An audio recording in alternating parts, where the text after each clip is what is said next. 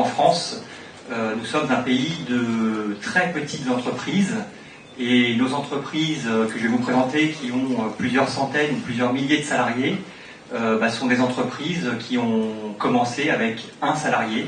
Et l'idée, c'est de vous faire bénéficier à tous de leurs conseils, de leurs pratiques du terrain, que vous allez pouvoir apprécier à travers leurs expériences, leurs tâtonnements, les erreurs qu'ils ont commises aussi en se lançant, en créant leurs activités, et puis pour vous permettre de réaliser vos premiers pas et pouvoir développer en tout cas votre activité de la recherche d'une première idée, d'un premier client, jusqu'à vos premiers pas, vos premières erreurs, vos premiers succès. Jean-Luc Ivars, PDG d'ABC Propreté, une entreprise spécialisée dans le multiservice qui compte plus de 200 salariés avec la clé du nettoyage, qui est l'une de ces structures qu'il dirige. Il est également directeur d'exploitation du groupe Témis Sécurité fiduciaire, qui est spécialisé en transport de fonds, et vient de créer cet été MI 3D, dératisation, désinsectisation et désinfection. Donc c'est un jeune start-upper également. Il est secrétaire général de l'organisme de qualification des entreprises de propreté, membre du conseil d'administration de la Fédération des entreprises de propreté. Il est issu d'une famille de militaires, et c'est suite à une rencontre avec André Trigano, qui dirigeait la compagnie internationale André Trigano et Campéol, frère de André Trigano, qui est le frère de Gilbert Trigano, pour ceux qui connaissent, fondateur du Club Med, qui lui a lancé que l'entrepreneuriat lui permettait de ne pas vieillir. Il a racheté des PME, et puis il en a créé plusieurs. Il est aujourd'hui un multi-entrepreneur comblé. Est-ce qu'on peut réussir? Est-ce qu'on peut se lancer sans réseau?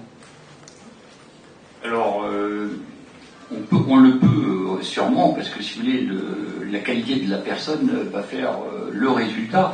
Mais pour ma part, personnellement, par rapport, on va dire, à mon expérience, moi, j'ai toujours construit, j'ai toujours recherché, on va dire, des réseaux.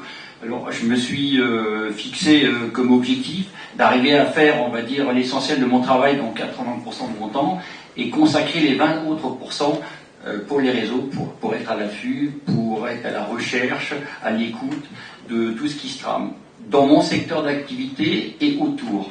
Et si vous voulez, donc c'est très important pour moi, on va dire, d'avoir des réseaux, mais par contre différents réseaux. Donc comme tu le citais tout à l'heure, effectivement, dans mon secteur d'activité, je suis secrétaire général, on va dire, d'un organisme de qualification. Ça me permet de voir tout ce qui se passe, on va dire, dans ce métier, connaître, on va dire, la situation, on va dire, de ma concurrence, connaître, on va dire, les opportunités de marché.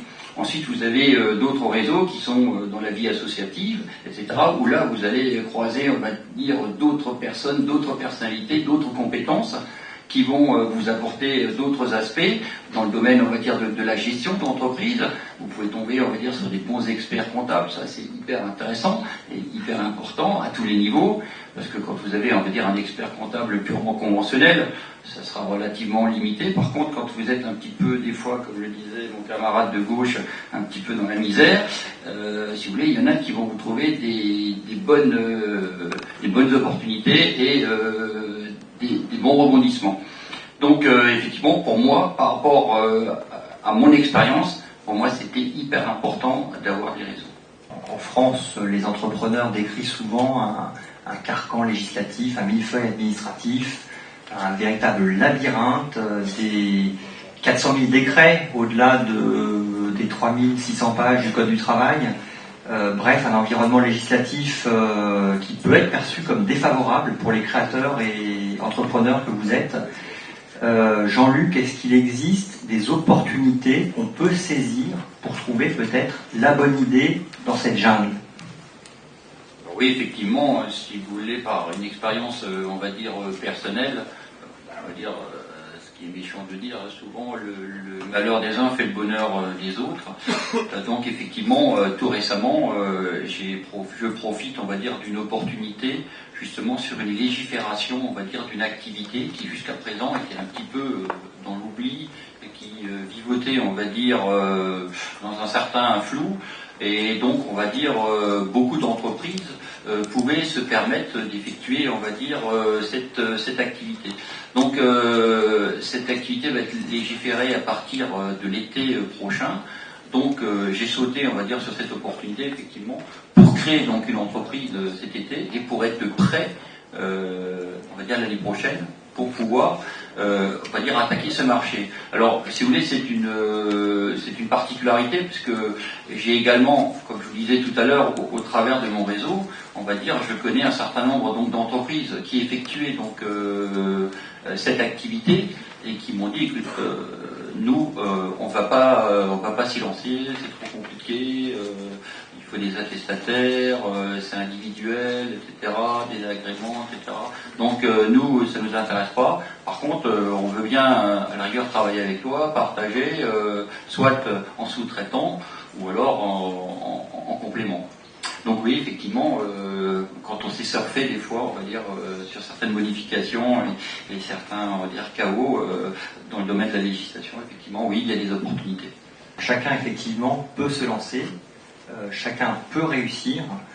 Et pour reprendre une citation de Mark Zuckerberg, le plus grand risque que vous prenez, c'est justement de ne pas prendre de risque. Et en un mot, le seul conseil que moi je pourrais vous donner, c'est lancez-vous.